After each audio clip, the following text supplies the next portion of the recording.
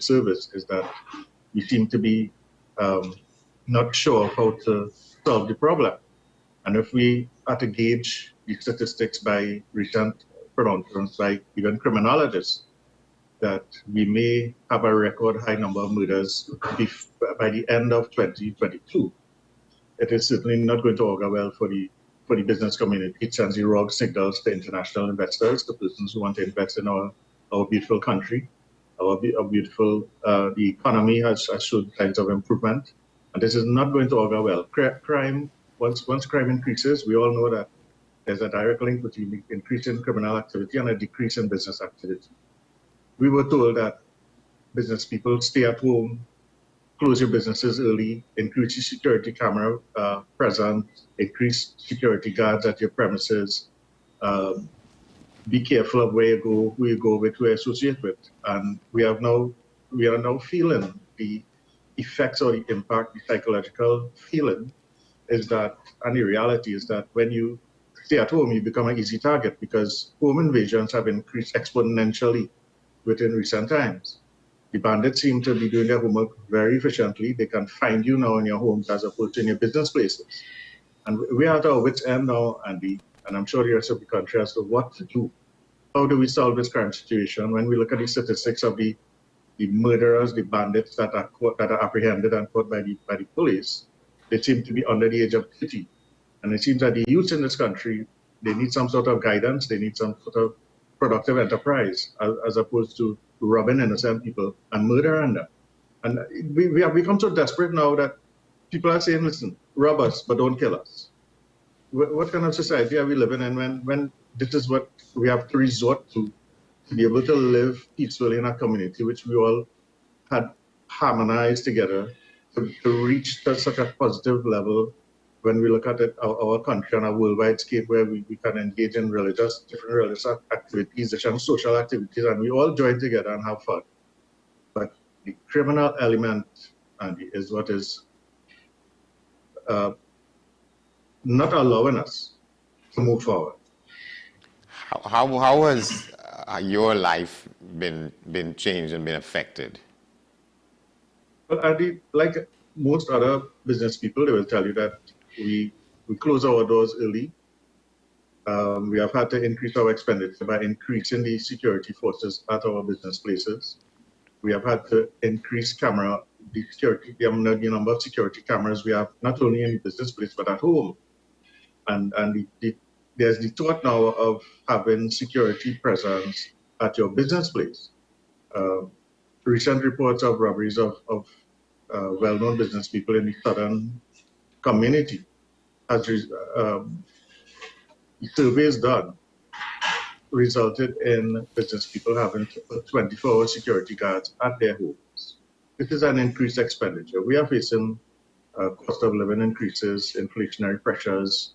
We have higher gas prices to deal with, and higher prices at the grocery shelves, the market shelves. We are hearing now that statements coming out of the Agricultural Society, I believe, that expect an increase in agricultural produce as we go towards the end of the year because of the flooding, the drastic flooding we have to experience, and it is damaging crops, and we will have to pay higher prices for these items at the cashier. And it seems to be blowing out of control, and we need to take control. We need to take back control of our society. We need to take back control of our price in this increased price indices and put some measure of control back before the end of the year and show us as a society that we can survive these challenges, these drastic measures that we have to deal with. You say before the end of the year, that's 2 months from now. Yes. Christmas is approaching, and normally that is a busy time when we look for increased sales that we all invest in during the year. We just came out of the pandemic where we had no sales for the past literally 2 years plus. And now that we are looking to breathe some sigh of relief as we go towards Christmas, we have crime now which impact on us negatively, and we may not realize the investment we would have put out in stock repurchases, increased employment, because we all increase employment as we go towards the Christmas season. This may not come to fruition because of the simple fact, again, that we have to close early. So instead of we having one, we would have normally have two shifts, for instance, during the day into the early night. We would have one shift and close early.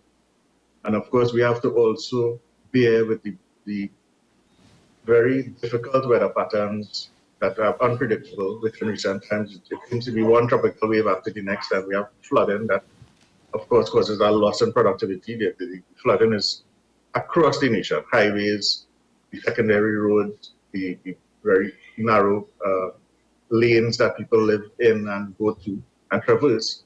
It seems impossible. I woke up this morning to see parts of the eastern part of the country flooded again, and all these people are going to get to work, even in South Trinidad, and they have to stay at home. Areas in deep south, even in the north part of the country where flooding was unheard of a couple of years ago, we heard about flooding in these parts of the country as well. So it's not a longer conversation about building your house in the wrong area, because the flood comes regardless of where you live in, apparently. What sort of discussions are you involved in, whether with your grouping of business owners and leaders, or with a conglomeration of business people in different parts of the country? What are you all saying among yourselves? We continue to meet with the acting commissioner of police, the different senior superintendents that represent the southern district and the southwestern district, even the municipal police. We have seen an increased presence of police on High Street and the downtown area of San Fernando, and that it goes a long way in deterring the criminal element.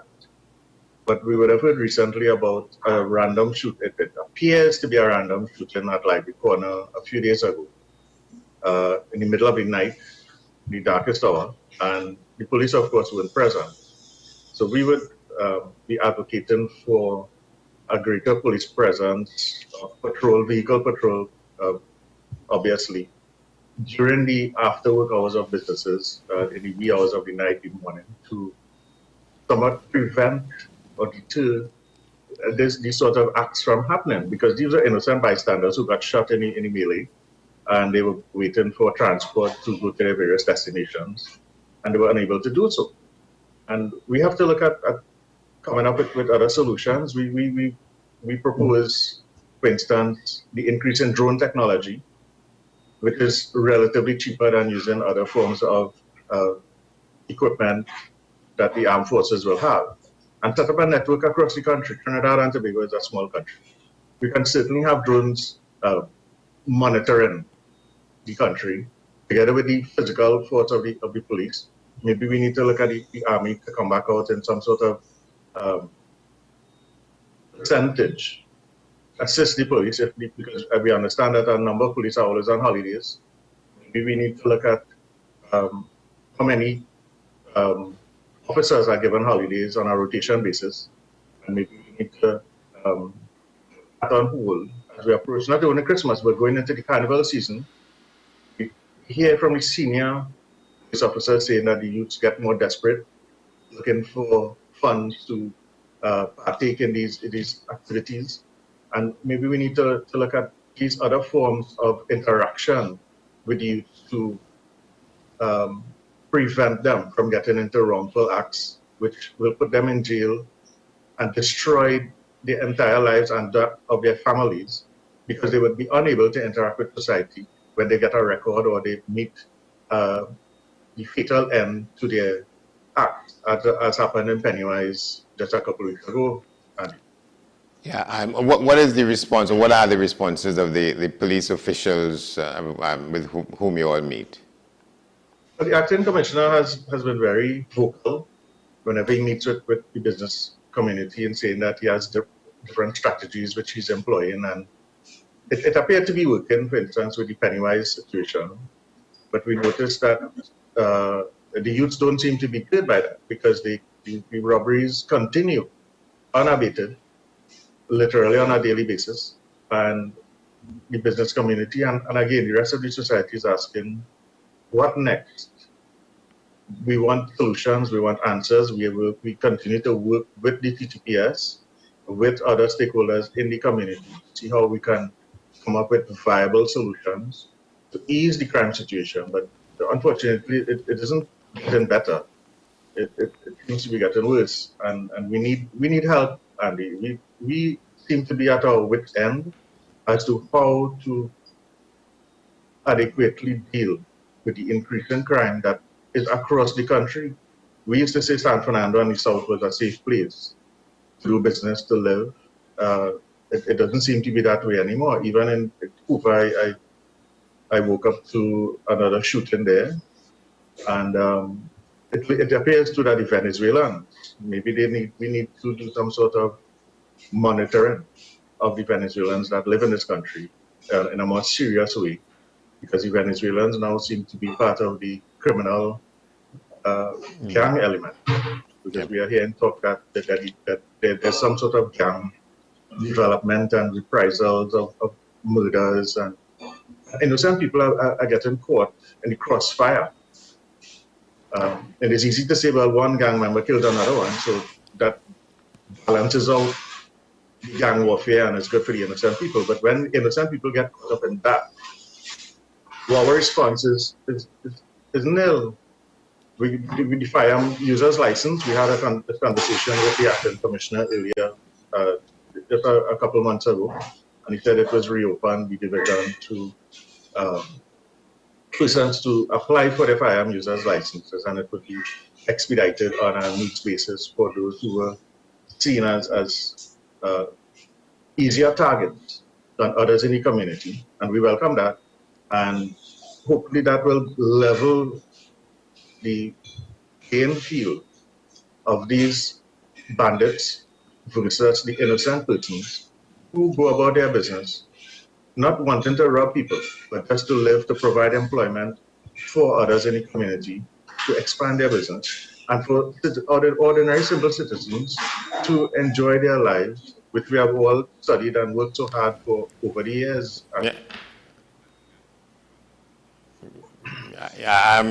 The issue of the issuance of firearms and firearms licenses, that is a major issue of continuing discussion at the moment, because it was said that under the previous Commissioner of Police, the floodgates were opened in a sense, but it doesn't seem to have brought the kind of result that people wanted. If more people were issued with firearms licenses, there should have been a corresponding reduction in the incidence of the kinds of crimes we have been experiencing. But that hasn't happened. It hasn't, unfortunately, and that is a good point. And it could be that the firearms that were being issued and the licenses that have been granted to persons, how deserving were they of it? Is it that, for instance, I can't call names, but people in the business community are still complaining and languishing over the fact that they would have applied so many years ago, and they're still unable to get any furtherance of their license application from the district to headquarters, and any response therein. Our population is increasing. There would always be an increase in the applications of for firearm licenses, and we still await some statistics as to how many licenses are approved versus how many are rejected, how many applications they receive, whether it's a daily, weekly, monthly, yearly basis. When we hear that firearm licenses, so many thousand were approved, but within that approval process, you would hear that one individual would get 3 or 4 licenses, for want of a better word, yes.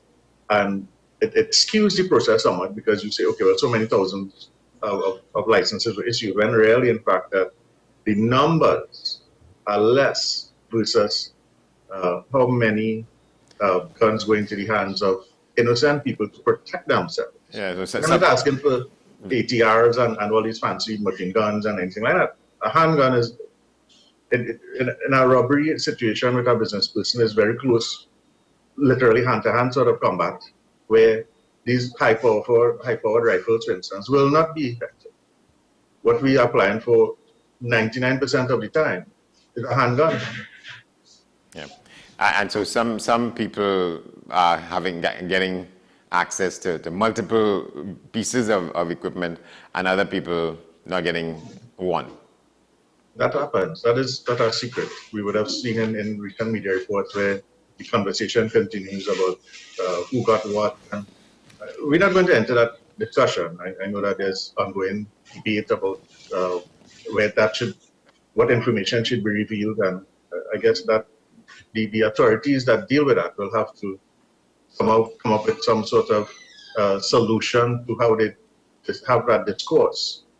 Because when it comes out in the public domain, we'll be in for another form of discrimination from the general public. You know, it is easy to look at a business person from a non-business perspective and say, listen, they make all the money, they drive their various types of vehicles and live wherever they live and so on. But I want to remind the public that we also are a significant employer of persons. If business didn't exist, how would people live? It's a very cohesive sort of arrangement. We live in a synergistic society where one depends on the other, one supports the other. And business also, we tend to be also charitable. We encourage that in the southern business community to also give back to those we depend on for our livelihoods. And when that happens, we can all live together, right? But this isn't happening. The saying of it takes a village to raise a child and so on. All this has gone through the window because, God forbid, your child does something that is morally unacceptable. And if a fellow neighbor were to engage in some sort of disciplinary behavior verbally, we're not talking capital punishment or anything like that, it leads to very unfortunate circumstances which could lead to bloodshed. We've seen this time and time again. Which usually does. We're going to go to a break, but I want to ask you this before we go there, that you were talking earlier about sort of some of the rhetoric that passes for discussion in the society about the role and function of business people. To what extent do you think that sort of exacerbates the problem, whether people are described as the 1% or the 2% or the 5%, and that itself is a contributing factor to people's continued focus on business people in the commission of crime. And the point you make is that in a lot of cases, the people who in business contribute to the employment figures in the country, and a lot of times we don't see that. People who don't see that, and therefore sometimes the discussions are skewed and resentments are created unnecessarily and unfairly. I think that is unfortunate that we are painted with a different brush. But the statistics will show that after the government, we are the significant employer of persons in the country. The government is cash-strapped to employ additional persons, even with the recent windfall that was received after the preliminary estimates for fiscal year 2022. The majority of these ones are already committed because we ran a deficit budget, and we have been running a deficit budget for all these years. And the Minister of Finance would take credit for that we are almost at a balanced budget phase. And next year we should, if things go how they continue, we should see a balanced budget, maybe a surplus. But we must be mindful of the fact that the war in Ukraine will not last forever. And the world will seek alternative fuel sources. Fossil fuels are a finite resource that will disappear. I mean, our neighbor Guyana is benefiting tremendously from the huge oil and gas finds that they have been locating within recent times. And the gesture of the Trinidad government to reach out to Guyana and vice versa should see some benefit for us internationally, where we can exchange human resource capital for some of their resource-based investment, can see some boost for us, our economy. Of course, we still have the oil refinery that we're still waiting on an answer. We had hoped to see some information coming out of the budget presentation concerning that, because a lot of people still remain unemployed from the oil refinery closure. And of course, the downstream industries would have suffered as a result and not been able to restart their businesses. A lot of equipment still remains idle within the southern region of the country. And we hope that as we, before the end of the year, that some pronouncement could be made further to where we go with this very hard, strong financial asset that we once had productive. All right, we're gonna have to leave it there. Thank you very much, Mr. Singh, for talking with us on this. And you began to go into some areas of as important interest as the crime situation. So we would probably want to hook back up and talk about your and your association's views on that issue about what is happening and not happening in Point of Pay and what needs to be happening. Thank you, Andy, and Trinidad and Tobago be safe out there as we continue. Thank you very much, Kiran Singh, President of the Greater San Fernando Area Chamber of Commerce, on the crime situation in the main and other matters incidental to that. We will take a break much more on the other side. We're also talking with Mr. Mukesh Ram Singh moments from now. He's the President of the Chaguanas Chamber, the Couva Chamber of Commerce, on the very situation. We talked a couple of days ago with Mr. Richie Sukai of the Chaguanas Chamber on the very same issue with crime and its impact on life in the society generally. Stay with us.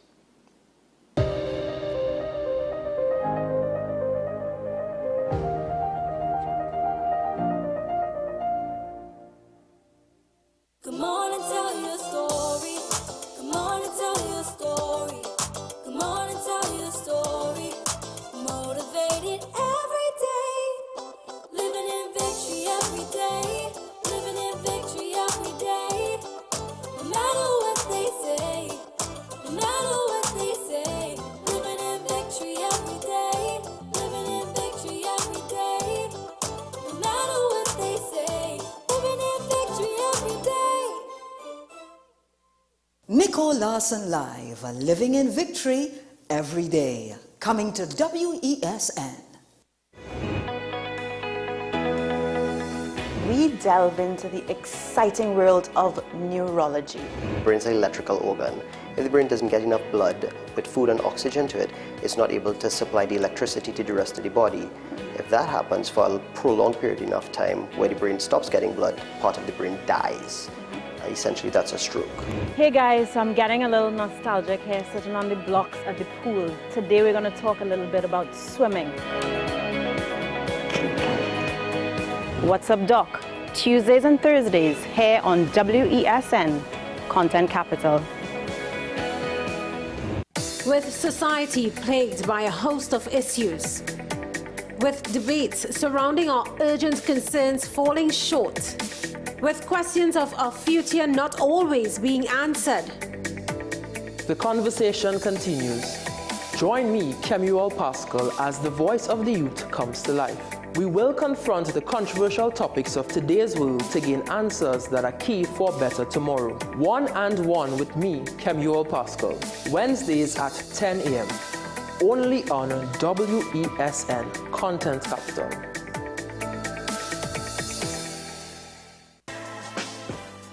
Let your voice be heard. Call Madam Fix It on WESN, the only place that effectively helps you with your woes. Having problems getting onto government agencies, water woes, NIS and pension problems, potholes, and much, much more. Call me, Madam Fix It, every Monday, Wednesday, and Friday, right here on WESN. Let me fix it for you.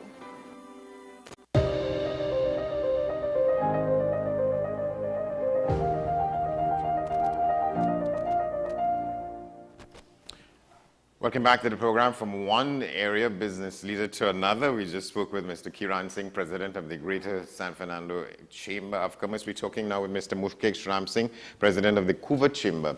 And on the last edition of the program, we spoke with Mr. Richie Sukai, President of the Chaguanas Chamber. The situation appears to be the same in different parts of the country. Crime and its effects on business and on life in different parts of Trinidad and Tobago. Mr. Ram Singh, thanks for coming on. Hi, good morning, Mr. Johnson. Good morning, Trinidad and Tobago. Thanks for having me. Yeah, I want to start by asking to what extent there's any difference in the situation in different parts of the country where business leaders see the effects of crime on their lives, on their family lives, on their community lives, and on their operations. No, Mr. Johnson. In Couva Central area, Ponisus area, it's a quite frightening experience. I've seen the effects on businesses. They're not allowed to, they don't feel comfortable to open and operate their normal working hours. They don't feel comfortable to go later. Even customers are afraid to be out later in the night. And we have seen an increase in robberies and home invasions here in Central. There's a story on the front page of the Newsday today in which police officers, the homicide officers, are saying that they have become overwhelmed and they voice concerns for the situation. They are voicing concerns for the situation themselves, where we have gone past 500 murders in the country this year thus far. Yes, at the Couva Chamber, we try to keep in contact with the relevant authorities in the stations as often as possible. And we keep hearing the same thing from them, that they are overwhelmed, they are understaffed, and there's not enough vehicles for patrols. They do encounter challenges of their own, and they do try their very best to keep the situation at, I would say, a tolerable level, but they are undermanned a lot. And it is very frightening, again, to see that these gang wars now are spilling over to more innocent lives and more than recently little children, women and children, and it's a scary situation. What is the discussion taking place with you all, whether as one unit in the business network across the country, or with any kind of semblance of the network as to how to address it at this point? Well, one deterrence for the criminal element is the appearance of officers on the streets, patrols, constant patrols, and we always try to share information with the TTPS. We offer a lot of assistance in terms of crime plans, initiatives, and from time to time we do make offers where we ask them if they need any vehicles that is needed to be repaired. Many times we offer to rent vehicles during the more crucial times like Christmas and Carnival. So we keep an open dialogue with them and we keep in touch. But the chamber itself doesn't have any powers, but we try our best to assist the TTPS in whatever way necessary. We encourage the business people though to assist, come forward with your camera footage, be vigilant. We constantly try to send out messages to both the business and the private sector. And so that is a continuing set of activities. Yes, I don't think it's ever going to stop unless crime really goes down very drastically. But it is an ongoing process, and it's something that we just need to continue doing because you can't let your guard down at any time. So there are plans to treat with this issue. We're coming upon the period when we enter the Christmas season this year. Yes, most of the time when our busy season is coming up, we increase the level of meetings with the TTPS and always try to present them with a plan going forward. It changes from time to time based on the availability of their strength, and but we still keep the dialogue open, and we try to do more stuff. We take their advice as well. They sometimes give us a lot of information to pass on to the public, and we do so because everybody needs to be aware and keep conscious of what is going on, be vigilant about what is taking place. You care to share what kind of information that they pass on to you all, and then you will have to pass it on to others? Advice about how to operate, what to do and what not to do. They would send little tips about business people going to the bank to do deposits, what to look out for. There's a huge business community chat together with the TTPS that keeps everybody a bit alert, of suspicious vehicles, we try to keep the information flowing. We also get a lot of footage about suspicious characters around in the area and share them. So it's more along those lines, and it's mostly usually tips that we get from the police that we pass on to the general public. Sometimes when you feel a little safer, you let your guard down. So we just try to keep everybody on their toes. So things could be worse. That's what you're saying. I think things can be worse when you get in a sense of that you don't believe anything can happen to you. So we try to keep everybody in the know that anything can happen at any time, and we need to look out for each other. You know, we have to stop just thinking that we're in our own space and just protect our own space. If everyone tries to look out for each other, it will go a long way. So some more of that should be happening. Yes, you know, just similar to what a village would have with a night watch or a community watch program. The businesses need to look out for each other with a business watch, and we have tried such initiatives in the past, and it worked well. There's a similar one going on right now, but a little more needs to be done because we need to really be our brother's keeper in these times. What do you? How has your family life been affected? You mean like my personal family life? Yeah. When I mean in terms of how you move, how you relax, how you celebrate, what do you do for social activities within the constraints of having always to be watching over your shoulders and so on? Well, for one in particular, you'll find that we don't go out as much. Celebrations now usually take place at home as often as possible because you don't feel that sense of secureness now when you're going anywhere. You know, we get reports of businessmen being followed from either the bank or from their home. So you try to restrict being out as much as possible. And that even sometimes when you're home, you don't feel that sense of secureness that you're used to. A businessman once said in a meeting together with the TTPS, he has a company and he sells bulbs and lights. He has an electrical shop and he knows every single thing in his shop. The business of police officers are crime. So in their business, they would know all the criminal elements. They know where all the drug blocks are. They know where the hitmen are coming from. They know almost all these repeat offenders.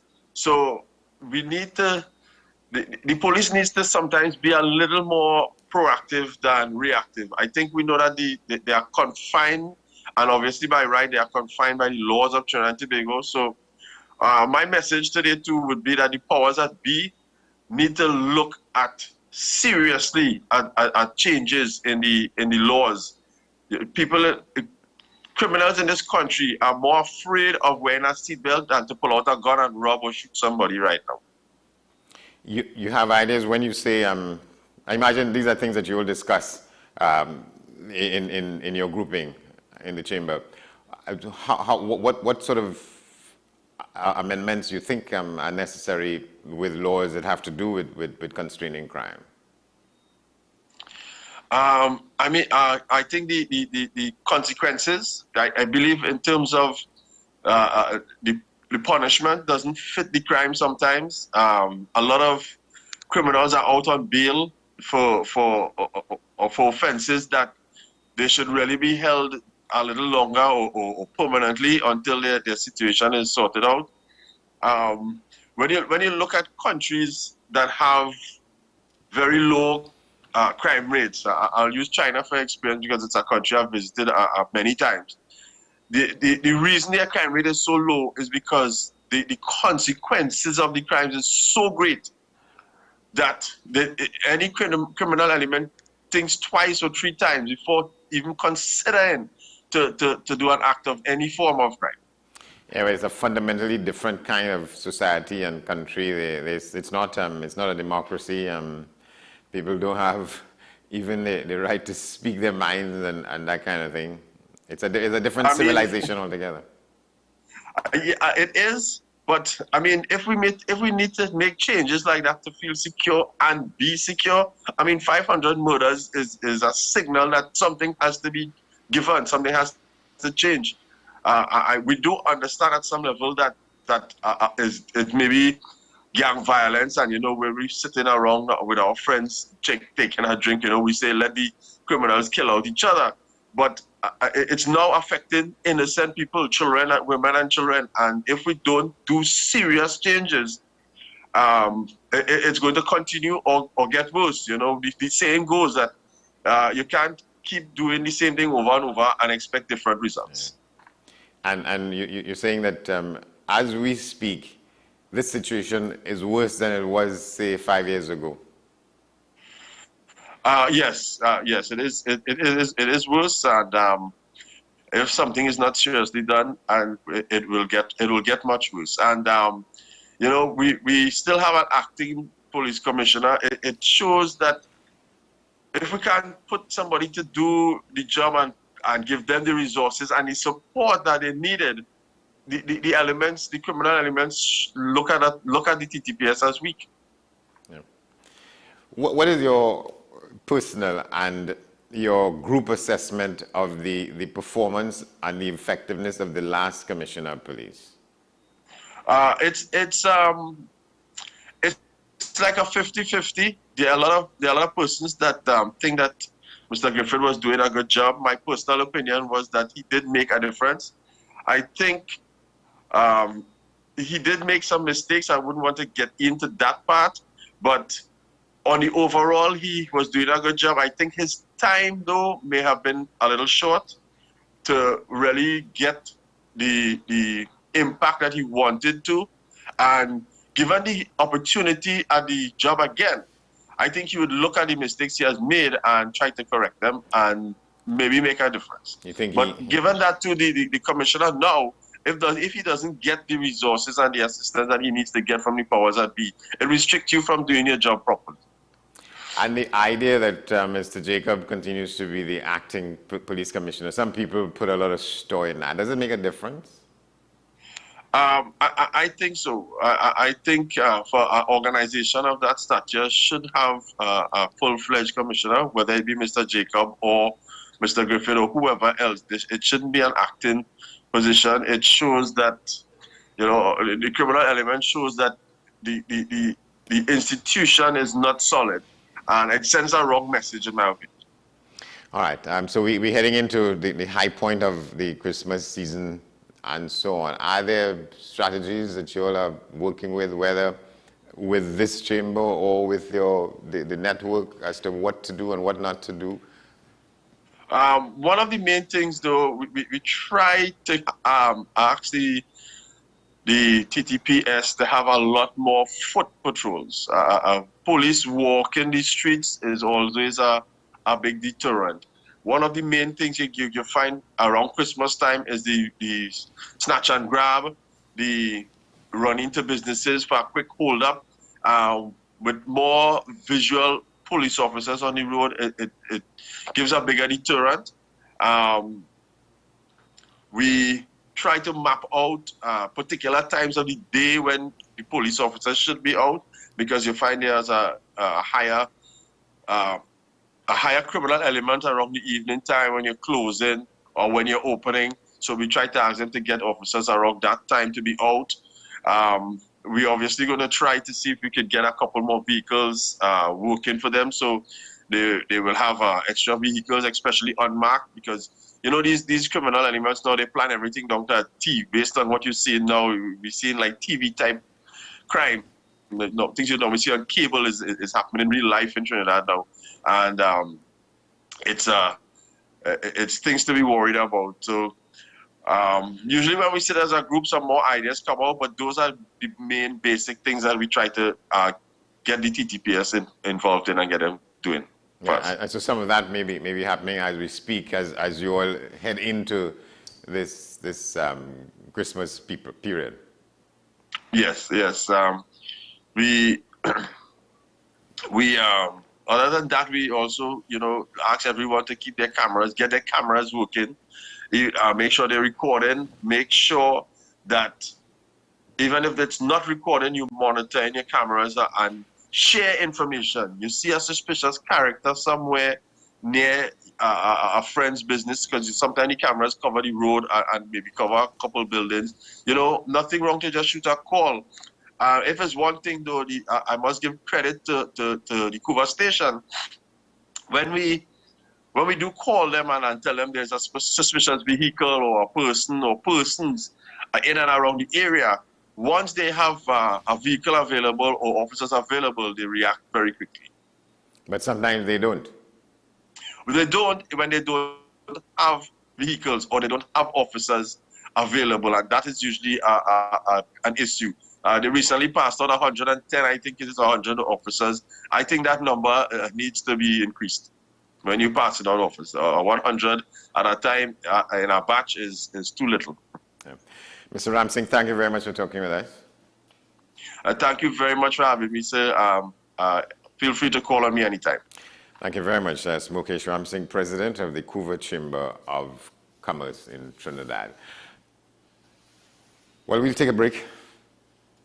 Come back just before we head up to the top of the hour. Stay with us. This is AM Prime here on WESN.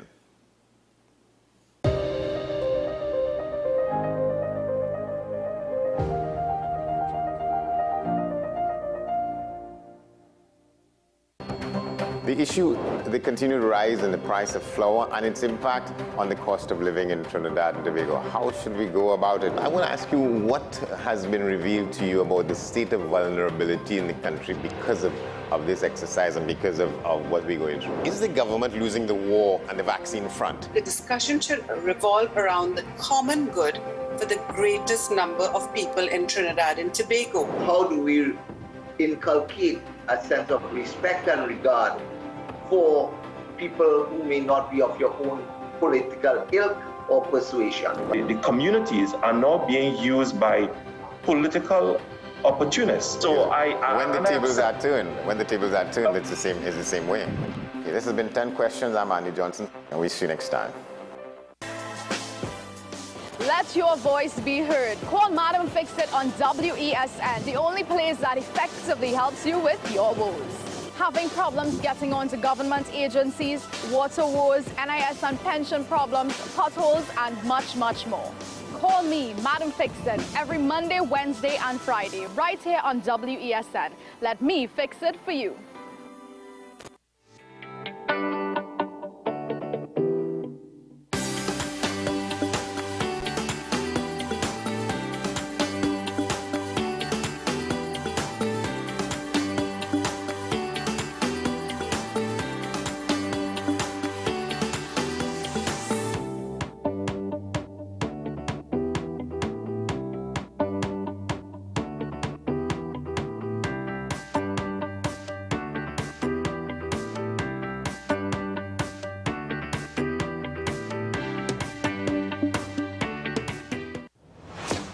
Is it politics? What is it? Is it that nobody cares about sports? The kind of support that sport used to get in the past is no longer here. The thing is, taking a knee doesn't mean that that's the only thing you're doing on it. Right. Taking a knee along with other stuff. Samantha, what are you looking forward to when you return home to Trinidad and Tobago after winning the title?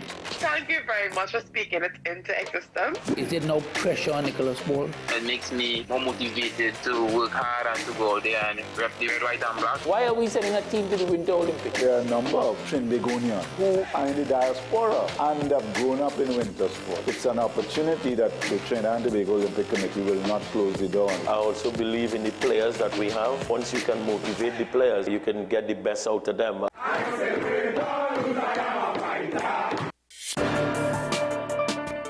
People really want to know, what about me? Where do I fit? Yes. What is in the ride for me in terms of a better Trinidad and Tobago? And I'm pleased to shed some light on that. The purpose of bail is to ensure your attendance at court. That's it. It is not punitive. It is not rehabilitative. We, the police officers, we are professional, and we are here for whenever the survivor is ready to come forward. We have the right to private and family life, the right to religious freedoms and beliefs and thoughts and expression. But these rights are not absolute. Certain rights can be limited. The law is to govern the whole. It's for all of us in public.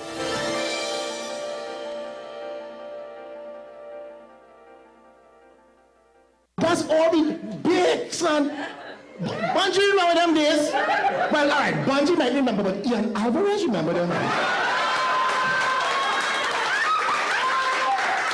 Don't forget the rest of the room there. Forget the rest. Me and you talking alone here. Ian, remember the days when you went to the fridge with your hot bake in your hand to get blue band butter, but the blue band butter done. And they went for the yellow, the golden ray.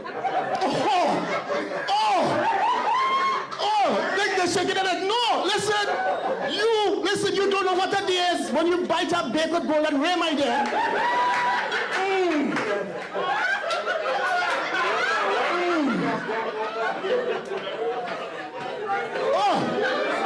Once that big hot with golden ray,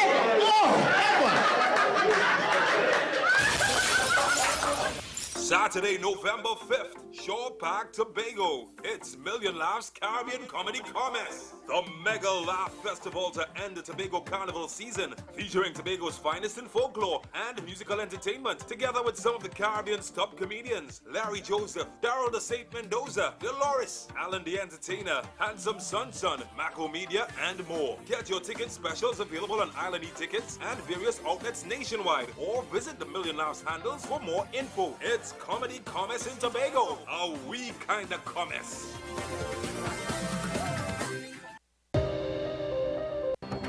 The issue, the continued rise in the price of flour and its impact on the cost of living in Trinidad and Tobago. How should we go about it? I want to ask you, what has been revealed to you about the state of vulnerability in the country because of this exercise and because of what we're going through? Is the government losing the war on the vaccine front? The discussion should revolve around the common good for the greatest number of people in Trinidad and Tobago. How do we inculcate a sense of respect and regard for people who may not be of your own political ilk or persuasion? The communities are now being used by political opportunists. So when the tables are turned, it's the same way. Okay, this has been 10 questions. I'm Andy Johnson, and we'll see you next time. Let your voice be heard. Call Madam Fix It on WESN, the only place that effectively helps you with your woes. Having problems getting onto government agencies, water woes, NIS and pension problems, potholes, and much, much more. Call me, Madam Fix It, every Monday, Wednesday, and Friday, right here on WESN. Let me fix it for you.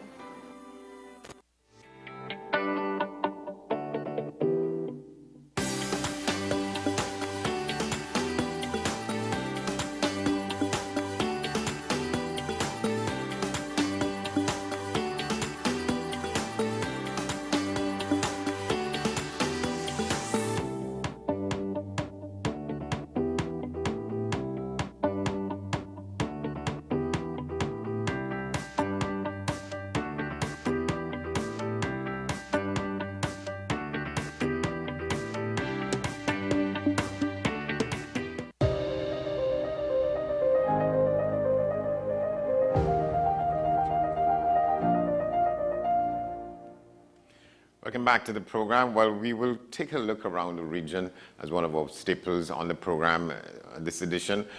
In a moment, we'll share with you some of what I was discussing with one of the business leaders, with both of them in the last couple of discussions about the former Commissioner of Police, Gary Griffith. He's criticizing the Prime Minister, the Minister of National Security, and the current acting police commissioner on the situation with crime in the country. We'll share that story with you, or some of the details from that moments from now. But let's begin to take a look around the region. We have this story from Guyana, in which the president has recalled one of his ambassadors abroad, one of his diplomats abroad, because of allegations of some sort.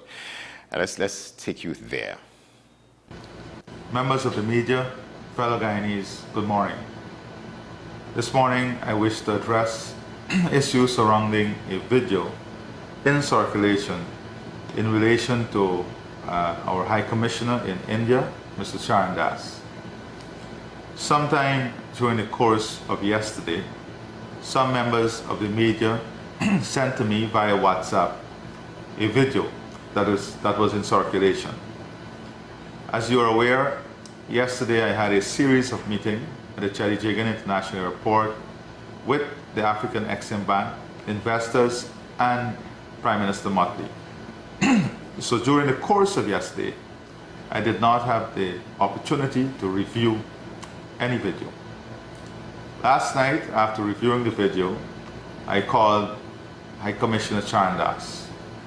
During our conversation, he related to me that this is an incident that occurred sometime in August last year. And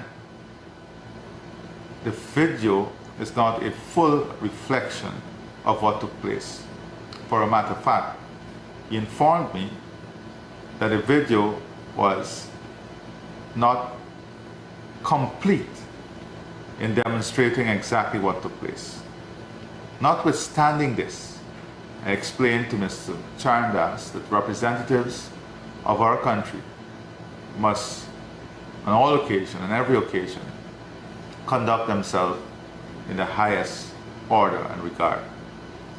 Mr. Charandas then communicated to me that this matter was dealt with by the relevant agencies and authorities in India and that there was no evidence of any misconduct, and for a matter of fact, he was cleared of any accusation of sexual harassment. He also shared with me the letter that substantiated this statement. Notwithstanding all of this, Mr. Charandas agreed with me that in keeping with the best interests of Guyana and the image of Guyana, that he would return home from his posting in India. I want to assure all Guyanese that the Ministry of Foreign Affairs and the Government of Guyana will continue to work every day to strengthen our relationships, the relationship not only with India, but with every other partner across the globe. Mr. Charandas has agreed that he take full responsibility for his action and will return home from this posting, as I would have said. We are therefore going to take all official steps and measures to ensure a smooth transition and to continue to strengthen our work with India and to work on advancing the cause of Guyana in every capital. Thank you. Well, that's Guyana. We go to Jamaica now, where they say that immigration officers are taking action due to issues which to them are left unaddressed. And we get some report of that from TVJ. There could be significant economic fallout following strike action by some immigration workers in Kingston this morning. As we hear in this report, it stems from a number of issues which the workers have been hoping the management of the agency would have addressed over the last 2 years. Scores of immigration officers at the Passport Immigration and Citizenship Agency, PICA, have taken strike action over issues at the state-run entity. Among the issues are a contentious interdiction process, a special allowance, and accusations of mistreatment. Speaking to TVJ News Wednesday morning, General Secretary of the National Workers Union, Granville Valentine, says the workers have called in sick. He says line staff for the 6 a.m. to 2 p.m. shift have reported feeling unwell and so did not turn up for work. Mr. Valentine is blaming the management of PICA for the action taken by the workers. He told our news team that the issues identified could have been sorted out, but the agency continues to hold to bad policies which have lowered the morale of its employees.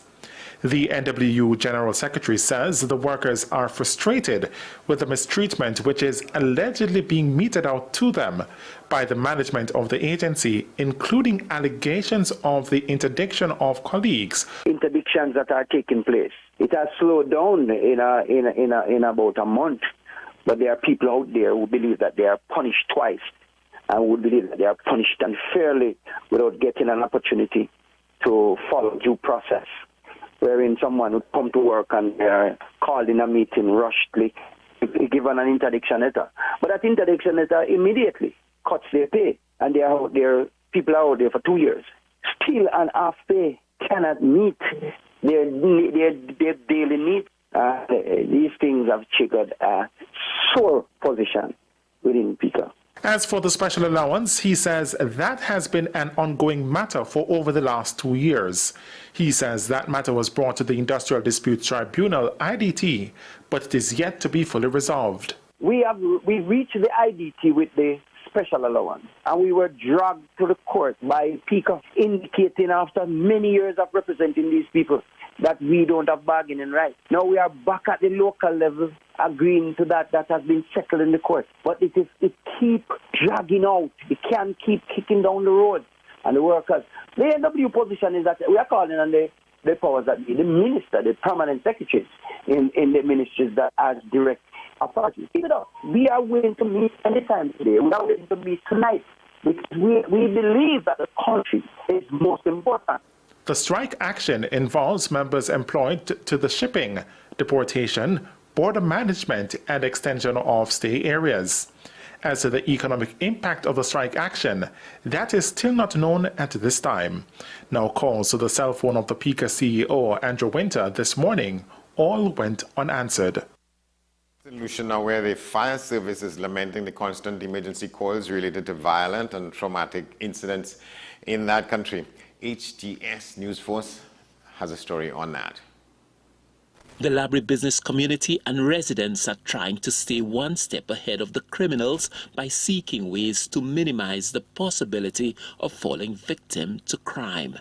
Sergeant Silvino James of the Labrie Police Station was the facilitator of a special program aimed at providing businesses and households with a hands-on approach to better protect their homes and businesses from criminals.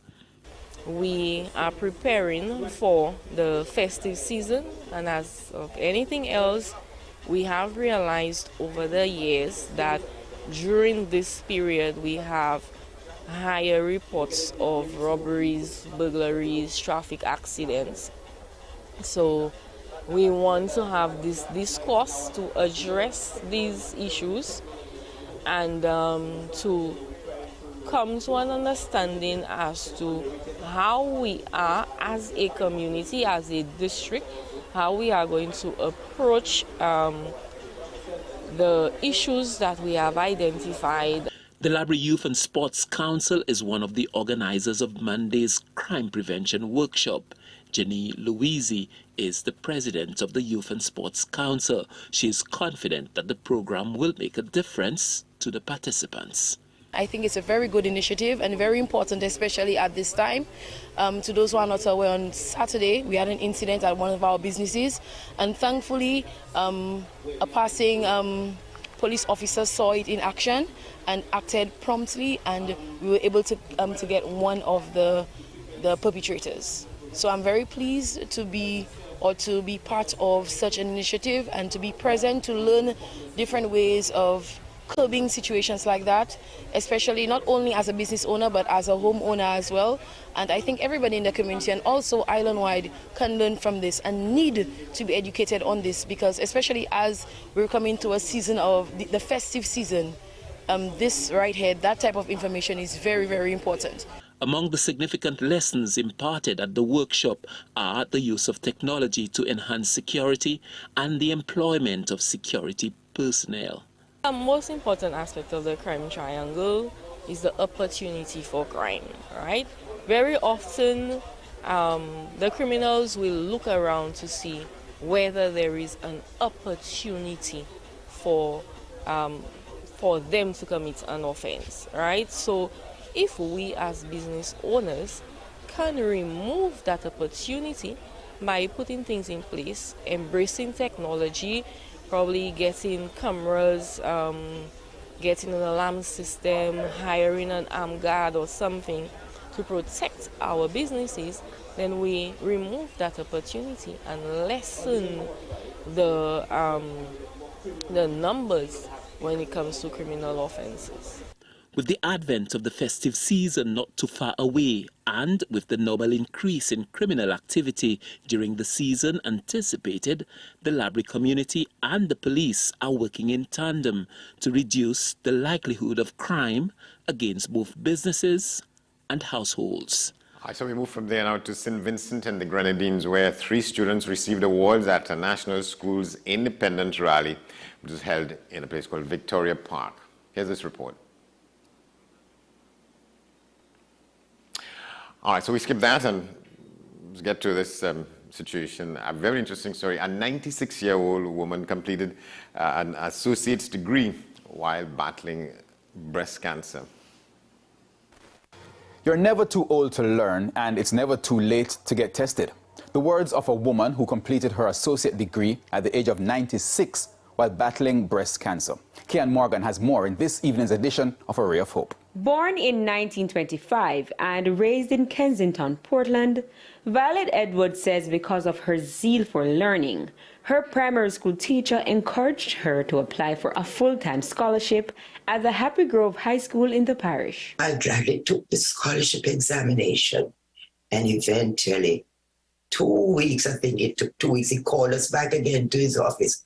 Oh, you know, you kids did very well in that examination, but you know, I'm regret to say only one of you passed the examination.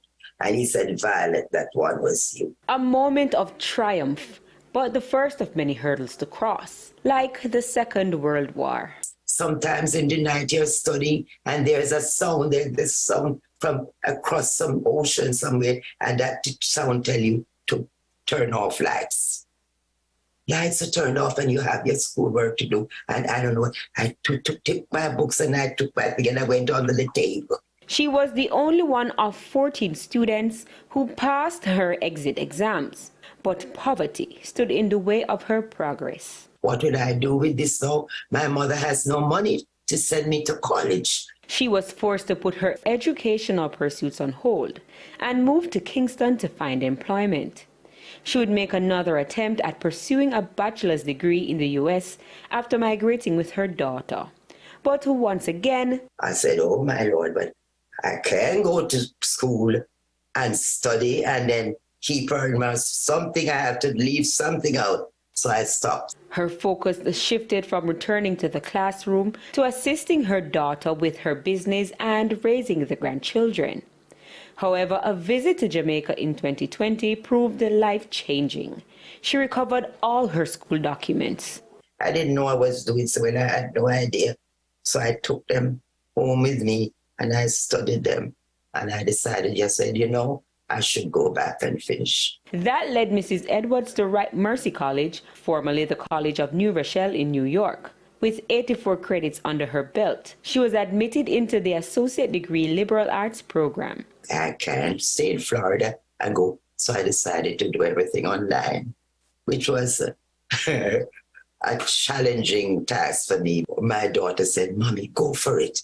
I will help you with typing. And she employed somebody to help me with improve the typing and the uploading and the downloading. But 2 weeks before completing the program, Mrs. Edwards was diagnosed with breast cancer. However, thanks to early detection, she was able to complete her degree while undergoing treatment. I was determined to finish it. They thought I was going to give it up, but no, I did not give up. I said, I'm not giving up. He said, not at this time again. She was unable to attend her graduation, so her school brought the ceremony to her. For Mrs. Edwards, age is just a number. Tell women nowadays, they say, oh, I'm too old to go get tested. Look at me, you know? That is one thing. And another thing, I'm too old to learn. Well, what am I telling you to do? Why, you can do it. With a ray of hope. What a story. We take a break. We'll be back in a moment. Stay with us.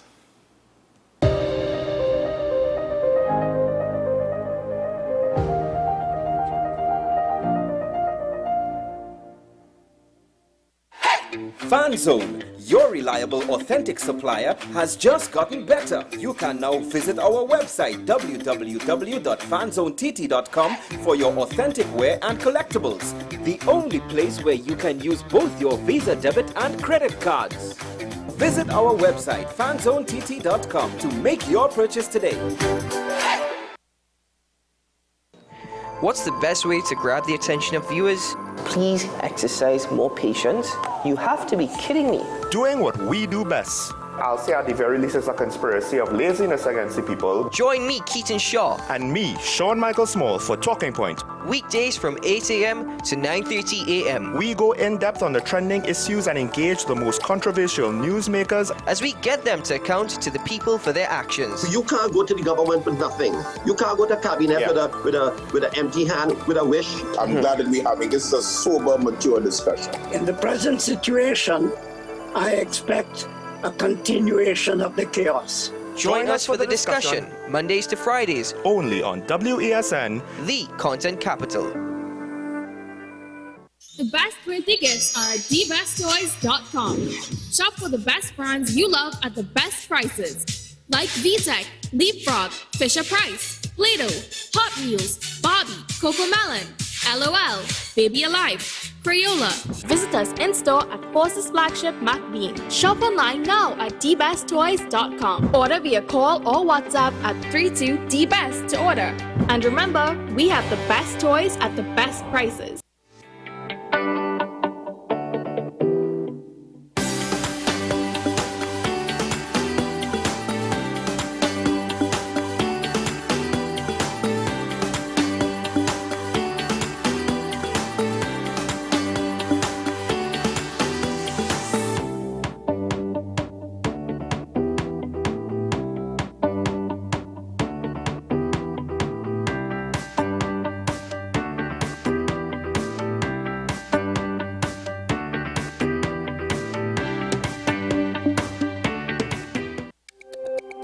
Every word, every line, every paragraph depicts a real moment in someone's life. A father, a sister, a mother, a brother. We at Newsday are dedicated to you, the people, and through independent, unwavering journalism, strive to always bring your stories to life. Because your stories are more than just words. Newsday, independent and credible.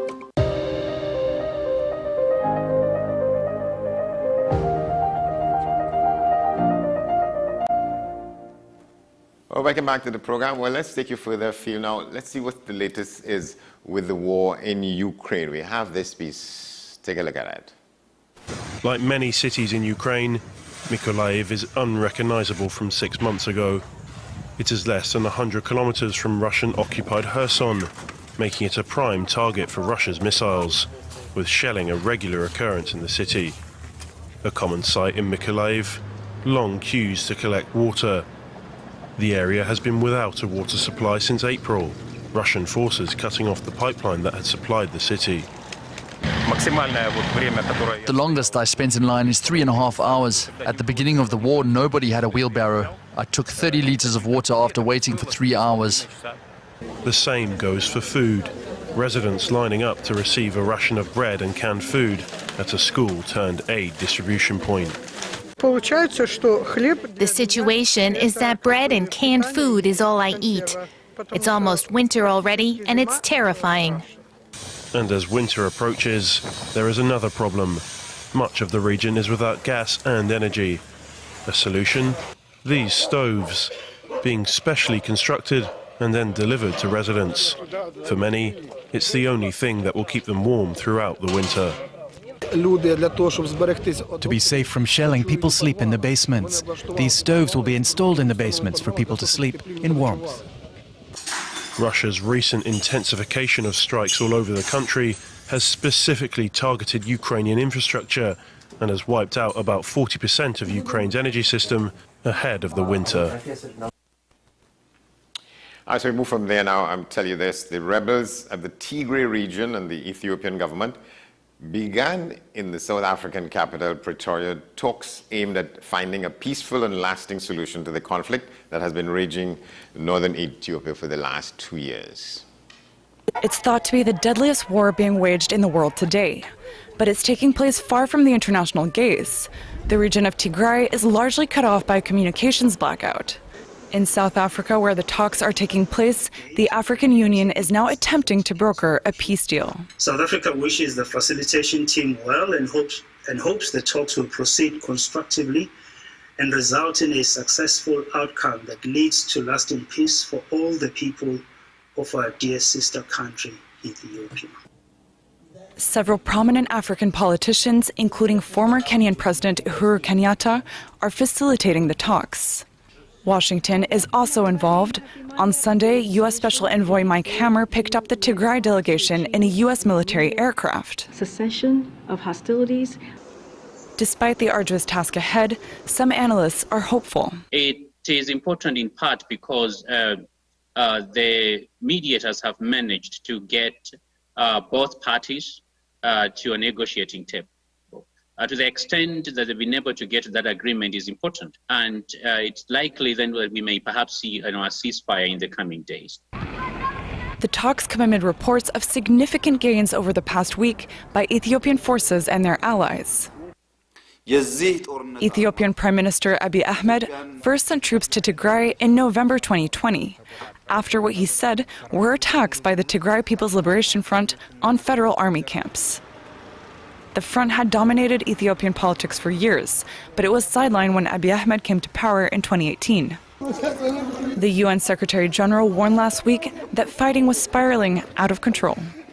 You may or may not have seen the story in the newspapers locally in the last couple of days in which the Minister of Planning, Penelope Beckles, was saying that she has a strong message to deliver. She's going to be the lead representative from the country at the next round of talks on climate around the world, and that's a conference in the place called Sharm el-Sheikh in Egypt, and that's under 2 weeks. So we have a report on what the situation is there at the moment as people begin to get prepared to gather for that summit. COP27 they call it. That's after the big conference a year ago in Glasgow in Scotland called COP26, where a lot of promises were made. They're going to see to what extent there's been any forward movement properly on meeting the targets that have been set. So here's this report. Lancet's latest report is a call to arms against climate change. The authors hope the evidence it presents shows a need for urgent action less than 2 weeks before nations meet at UN climate talks in Egypt. While the world is trying to recover from the COVID-19 pandemic and responding to multiple coinciding disasters, recovery is hindered by the negative climate change impacts on health and its determinants, emphasizing the urgent need for action. The study includes the work of nearly 100 researchers across the globe. They highlight 43 indicators where climate change is impacting our health. Temperature records have been broken around the world in 2022. In the UK, temperatures passed 40 degrees Celsius for the first time ever in July, while other parts of Europe, Pakistan and China also experienced record heat. In praising the report, UN Secretary-General Antonio Guterres put it even more bluntly than the doctors. The climate crisis is killing us. It is undermining not just the health of our planet, but the health of people everywhere through toxic air pollution, diminishing food security, higher risks of infectious disease outbreaks, record extreme heat, drought, floods, and more. Heated debates are expected at the COP27 talks in Egypt next month. Developing countries will expect nations that grew rich using fossil fuels to compensate for the damage climate change is causing. But wealthier nations are distracted by a war in Ukraine, a cost of living crisis, and soaring inflation. And just before we go, let's return to the issue we've been talking about for much of the program on this edition, the situation with crime in different parts of the country. And there are a couple of stories in the Newsday newspaper, today's edition, in which that is the issue. There's one story which says here, the headline is an opposition MP. He's saying that Trinidad and Tobago is unpoliced. And let's tell you a little bit about that story. With the murders crossing 500, an opposition MP accused the acting police commissioner, Mr. MacDonald Jacob, and the government of failing to protect the people. That MP is Dr. Rudal Munilal. He bashed the acting police commissioner, saying he had collapsed in office. And this is a quote here. I mean no disrespect at all to the office holder, Mr. Jacob. I do not know him that well.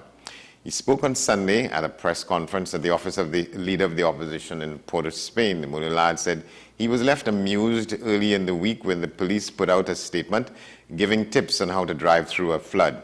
The first tip, he said, was for people to avoid the flood. Quoted again, this is the approach of a very jokey law enforcement agency. The police should spend their time on detection or prevention. He said he cited the double incident in the Tunapuna cemetery on Saturday as well as the recent rampant cable thefts nationwide. It means that the society, for all intents and purposes, is unpoliced. He also criticized the National Security Minister, Mr. Fitzgerald Hines, demanding that he present the government's policies, ideas, and programs in Parliament. Well, there's much more to that story. You should check it out. But there's this other story under that, which is headlined, Griffith knocks Rowley, Hines, and Jacob over the crime rate. That is the former police commissioner. He's now the leader of a party called the National Transformation Alliance. And he slammed the Prime Minister, the National Security Minister, and the Acting Commissioner of Police. In a video shared on social media on Sunday, Griffith accused the three office holders of being out of touch with the needs and challenges of the country and called for their removal in order to see an improvement in the situation. Referencing his past roles as Security Advisor, National Security Minister, and Commissioner of Police, Griffith said a lack of leadership and the removal of plans established during his tenure were to blame for the situation. He was appointed as Commissioner of Police in 2018 and served until August 2021. At the end of this term, Griffith continued to serve as Acting Commissioner of Police after the Cabinet and the Parliament approved a law to allow a former contract officer to act in the role. In the video, Griffith suggested that Rowley was unable to respond to rising crime as he had nothing to say. And he's quoted here saying, "At a time when our country faces its darkest hour, being invaded by criminal elements and our nation seeing the highest spike in crime with the highest murder rate upcoming in our nation's history, we are not hearing a word from the leader of the country. He has gone silent and he's gone into hiding because he simply does not know what to do." He continues much more on that. Let's check that story out as well in the current edition of Newsday. But that's our broadcast for this edition of the program. We want to thank you for watching. We tell you you can keep in touch with us here at WESNCC on all our social media platforms. You could send your emails to amprime@wesncc.com. In about half an hour, we'll have news at the top of the hour, followed by today's edition of Talking Point with Messrs. Shah and Small. But for now, thanks for watching. We thank you as well. We thank our guests. I'm Andy Johnson. We'll see you tomorrow.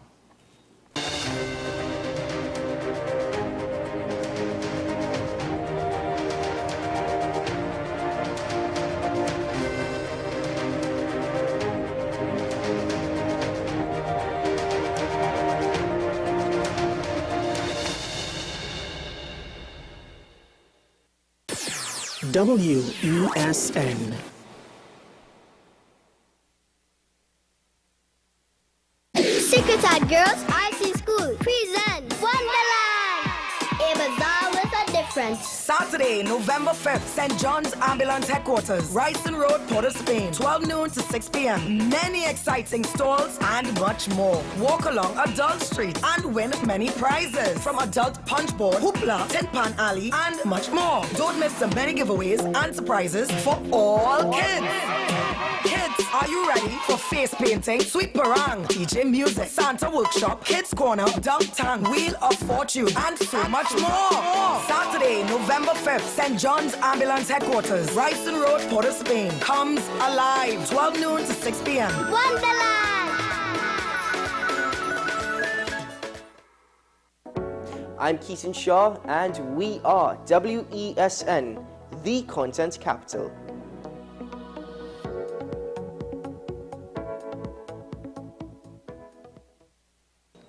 What's the best way to grab the attention of viewers? Please exercise more patience. You have to be kidding me. Doing what we do best. I'll say at the very least it's a conspiracy of laziness against the people. Join me, Keaton Shaw. And me, Sean Michael Small, for Talking Point. Weekdays from 8 a.m. to 9:30 a.m. We go in depth on the trending issues and engage the most controversial newsmakers as we get them to account to the people for their actions. You can't go to the government with nothing. You can't go to cabinet with an empty hand, with a wish. I'm glad that we're having this a sober, mature discussion. In the present situation, I expect a continuation of the chaos. Join us for the discussion, Mondays to Fridays, only on WESN, the content capital. I'm Sean Michael Small, and we are WESN, the content capital.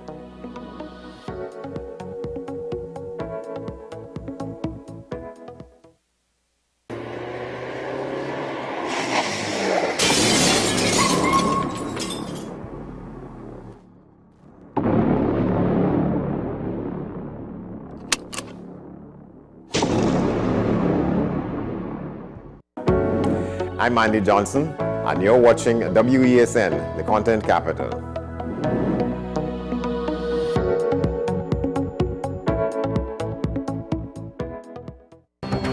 The issue, the continued rise in the price of flour and its impact on the cost of living in Trinidad and Tobago. How should we go about it? I want to ask you, what has been revealed to you about the state of vulnerability in the country because of this exercise and because of what we're going through? Is the government losing the war on the vaccine front? The discussion should revolve around the common good for the greatest number of people in Trinidad and Tobago. How do we inculcate a sense of respect and regard for people who may not be of your own political ilk or persuasion?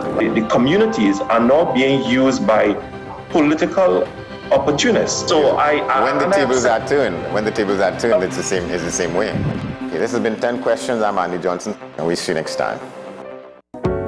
I am Denise Sinclair, and we are WESN, the content capital.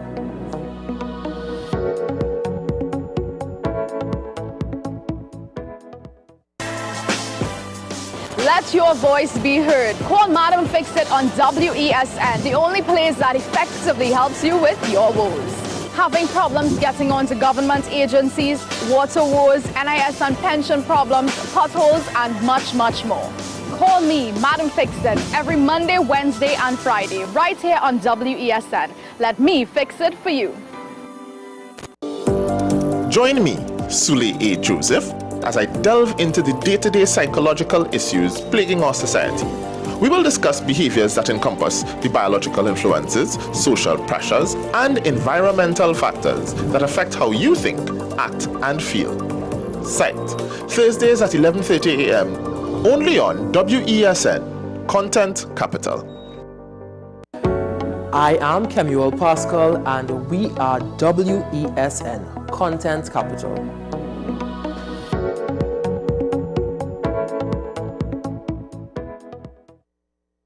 With society plagued by a host of issues, with debates surrounding our urgent concerns falling short, with questions of our future not always being answered. The conversation continues. Join me, Kemuel Pascal, as the voice of the youth comes to life. We will confront the controversial topics of today's world to gain answers that are key for a better tomorrow. One and One with me, Kemuel Pascal. Wednesdays at 10 a.m. Only on WESN, Content Capital. I am Rondell Donowa, and you are watching WESN, the Content Capital.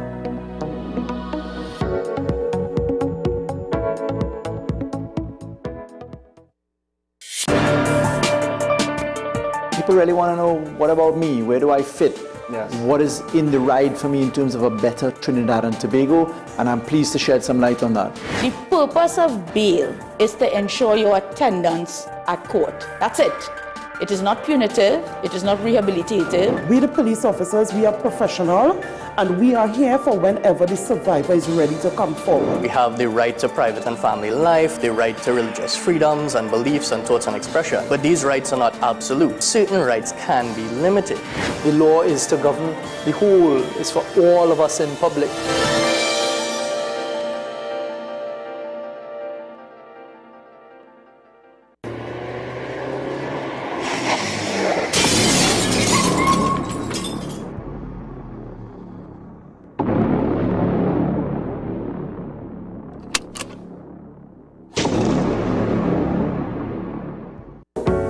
I am Mahi Sekas, and you are watching WESN, the content capital.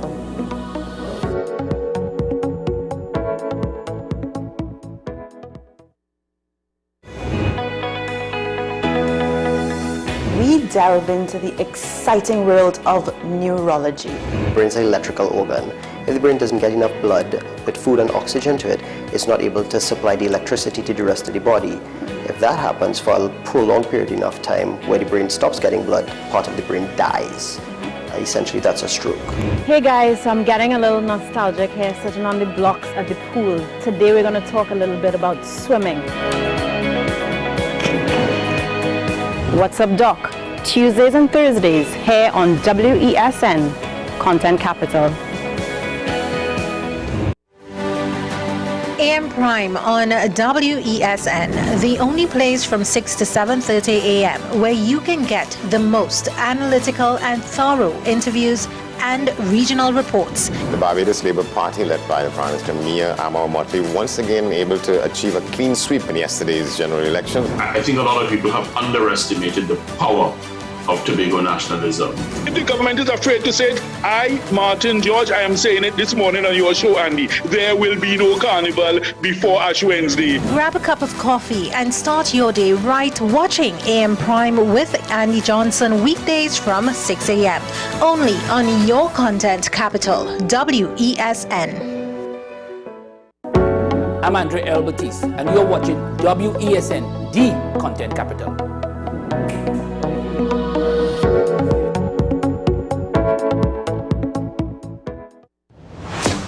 Is it politics? What is it? Is it that nobody cares about sports? The kind of support that sport used to get in the past is no longer here. The thing is, taking a knee doesn't mean that that's the only thing you're doing now, Andy. Right. Taking a knee along with other stuff. Samantha, what are you looking forward to when you return home to Trinidad and Tobago after winning the title? Thank you very much for speaking it into existence. Is there no pressure on Nicholas Paul? It makes me more motivated to work hard and to go out there and rep the red, white and black. Why are we sending a team to the Winter Olympics? There are a number of Trinbagonians who are in the diaspora and have grown up in winter sport. It's an opportunity that the Trinidad and Tobago Olympic Committee will not close the door on. I also believe in the players that we have. Once you can motivate the players, you can get the best out of them. We are WESN, the premier platform for Caribbean content. WESN, covering West, East, South, and North. WESN, we entertainment, sports, and news. WESN, available on Greendot 7, Amplia 118, Airlink 17, Bmobile 107, Digicel 21, ICNTT 105, and Flow 110. Connect with us at WESNCC or stream online at www.wesncc.com. WESN, your premier platform for Caribbean content. Saturday, November 5th, Shore Park, Tobago. It's Million Laughs Caribbean Comedy Commerce, the mega laugh festival to end the Tobago Carnival season, featuring Tobago's finest in folklore and musical entertainment, together with some of the Caribbean's top comedians, Larry Joseph, Daryl the Saint Mendoza, Dolores, Alan the Entertainer, Handsome Sunshine, Mako Media, and more. Get your ticket specials available on Island E-Tickets and various outlets nationwide, or visit the Million Laughs handles for more info. It's Comedy Commerce in Tobago, a wee kind of commerce.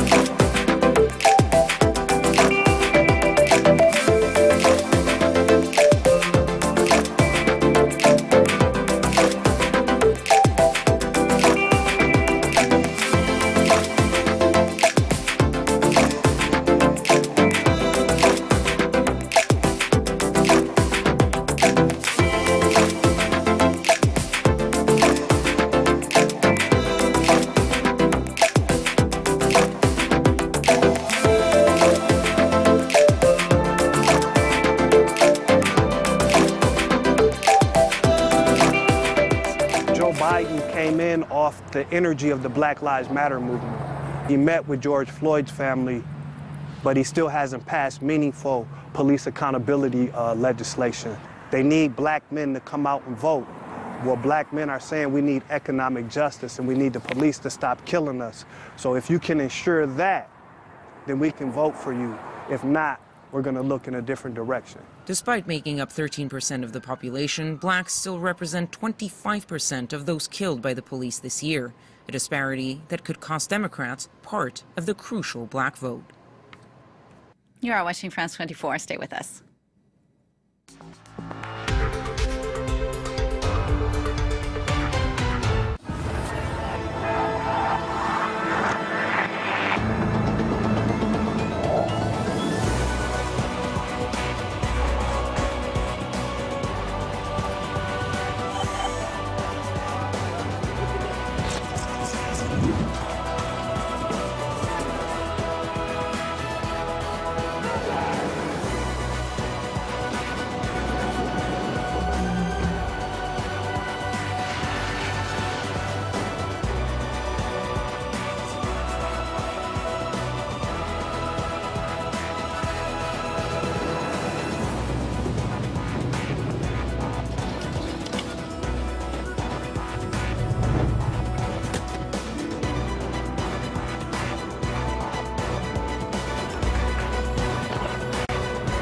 France 24, your window on the world.